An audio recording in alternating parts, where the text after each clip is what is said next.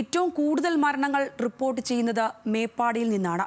സംഭവസ്ഥലത്തു നിന്നും ലക്ഷ്മി പത്മ തയ്യാറാക്കിയ റിപ്പോർട്ടാണ് ഇനി കാണേണ്ടത്. വയനാട് ഉരുൾപൊട്ടലിൽ 246 മരണങ്ങൾ എന്നുള്ളതാണ് ഔദ്യോഗിക കണക്ക്. ഈ മേപ്പാട് പ്രാഥമിക ആരോഗ്യ കേന്ദ്രത്തിലാണ് ഏറ്റവും കൂടുതൽ മൃതദേഹങ്ങൾ എത്തിച്ചിട്ടുള്ളത്. ആകെ മൃതശരീരങ്ങൾ ഇവിടെ എഴുതി പ്രദർശിപ്പിച്ചിട്ടുണ്ട്. ഇന്ന് 6:35 ഇവർ അപ്ഡേറ്റ് ചെയ്ത കണക്കാണിത്.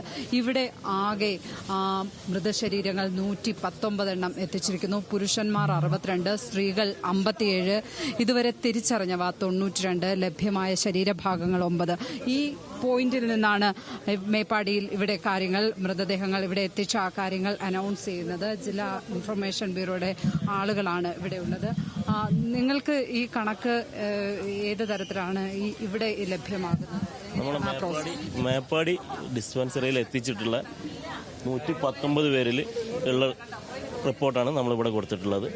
ഇനി നിലമ്പൂരിൽ നിന്ന് വരാനുണ്ട്, അവിടെ കിട്ടിയത് ഇവിടെ എത്തിച്ചുകൊണ്ടിരിക്കുകയാണ്. ആംബുലൻസ് ബുദ്ധിമുട്ടാണ്, രക്ഷാപ്രവർത്തനം അതിൻ്റെതായ ഭാഗങ്ങളായിട്ട് ആളുകൾ വെയിറ്റിങ്ങിലുണ്ട്, ഫാമിലി തിരയുന്നുകൊണ്ടിരിക്കുന്നുണ്ട്. എല്ലാ ഡീറ്റെയിലും ഇവിടെ അപ്ഡേറ്റ് ആയിക്കൊണ്ടിരിക്കുകയാണ്. ഇവിടെയാണ് ഈ പ്രോസസ്സ് അപ്ഡേറ്റ് ചെയ്യുന്നത്, ഇവിടെയാണല്ലേ ഈ മരണക്കണക്കുകളൊക്കെ സംബന്ധിച്ച്. ഇനിയും ബോഡികൾ ഇങ്ങോട്ട് എത്തുമോ ഈ രാത്രി? അവിടെ ഒരുപാട് ബോഡികൾ വരാനുണ്ട് എന്നാണ് കിട്ടിയ വിവരങ്ങൾ. വരുന്നാണ് പറയുന്നത്. ഇവിടത്തേക്കാണ് ബോഡി കൊണ്ടുവരുന്നത്. ഒരു ഹോസ്പിറ്റലുണ്ട്, കൂടുതലായിട്ട് വരുന്ന ബോഡികൾ ഇങ്ങോട്ടാണ് കൊണ്ടുവരുന്നത്. ഇവിടെ വരുന്ന ബോഡികൾ അതിന്റെ ഐഡന്റിഫൈ ചെയ്യുന്നത് സെപ്പറേറ്റ് ഐഡന്റിഫൈഡ് ലിസ്റ്റും ടോട്ടൽ ഇവിടെ റിസീവ് ആകുന്ന ലിസ്റ്റും നമ്മൾ കൊടുത്തിട്ടാണ് ചെയ്യുന്നത്. ആംബുലൻസ് വരുന്നുണ്ട്.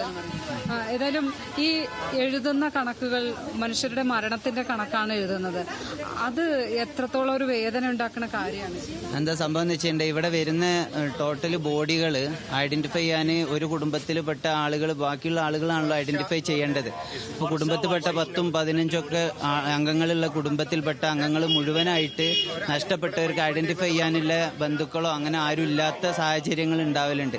അത് നമുക്ക് ഭയങ്കര വേദനാജനകമായ ഒരു സംഭവമാണ്. കാരണം ഐഡന്റിഫൈ ചെയ്യാനോ ബോഡി റിസീവ് ചെയ്യാനോ ആളുകളില്ലാത്ത ഒരു സാഹചര്യം ഉണ്ടാവാറുണ്ട്. പിന്നെ ബന്ധുക്കളിൽപ്പെട്ട ആരെങ്കിലോ അല്ലെങ്കിൽ നാട്ടുകാരൊക്കെ തിരിച്ചറിയുന്നതാണ് ഇവിടെ നമ്മൾ ഐഡന്റിഫൈഡ് ലിസ്റ്റിൽ ആഡ് ചെയ്യുന്നത്.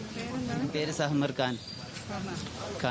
സൽമാൻ ഖാൻ പറഞ്ഞ വാക്കുകളിൽ നിന്ന് വ്യക്തമാണ് ഇവിടുത്തെ ഒരു ദുരന്തത്തിന്റെ വ്യാപ്തി, ഇവിടെ സംഭവിച്ചിരിക്കുന്ന ആഘാതം ഈ മനുഷ്യർക്ക് എന്നുള്ള കാര്യം.